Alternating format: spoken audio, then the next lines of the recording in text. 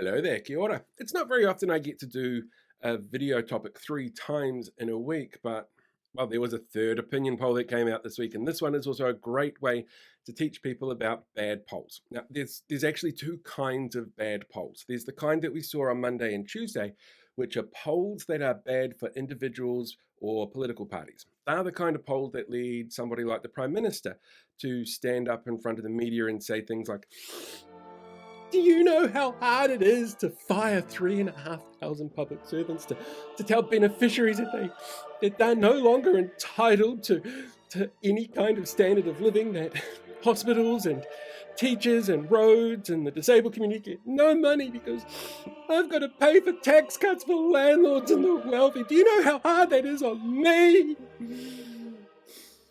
There's a reason I never went into acting. I'm terrible at it, a little over the top, but that is something that the Prime Minister did, just in a slightly less dramatic way, when he saw the poll results from Monday and Tuesday. But the third poll that came out had very different results and was much more favourable to right-leaning parties, in particular ACT. And that's kind of where the first warning bell goes off.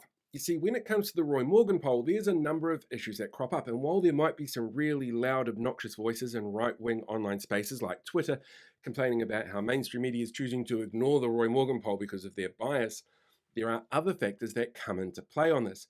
The least of which is that those people are fucking idiots who really don't understand anything and probably shouldn't be allowed to communicate with people in a public space, but I'm not in charge of Twitter. Anyway, a couple of the issues that crop up with the Roy Morgan poll are really, really problematic. For a start, there's actually a regulatory body that's in charge of monitoring political polling, and there are certain organisations that have got authorisation from them to go and do what they do. That's because they meet certain criteria around the accuracy that they use, how they try and make sure there's no unintentional bias that comes into the way they deal with things, how they weight their information, how they make sure the details are accurate, all of those kind of things. Roy Morgan is not part of that particular group. But when it comes to presenting news on mainstream media, well, one of the things they have to do as mainstream media outlets is ensure what they're saying is technically accurate. And if this organization that is there to regulate the accuracy of information isn't willing to regulate this piece of information, the news is going to have a bit of trouble saying, well, this is accurate. The other thing that crops up as a bit of a problem on this particular poll is the time frame. See, as we've said many times, Simon even said it on One News on Monday night, an opinion poll is a moment in time. Well, that means it has to be pretty fast. The One News poll and the TV, the Talbot Mills, whatever it was for the News Hub, those are done in a week. And it's about 1,000 people each. So they've got a relative sample size and it's done really quickly to give you that snapshot. But it's a snapshot. And so that means that it should be done pretty quickly. The poll done by Roy Morgan, not so quick.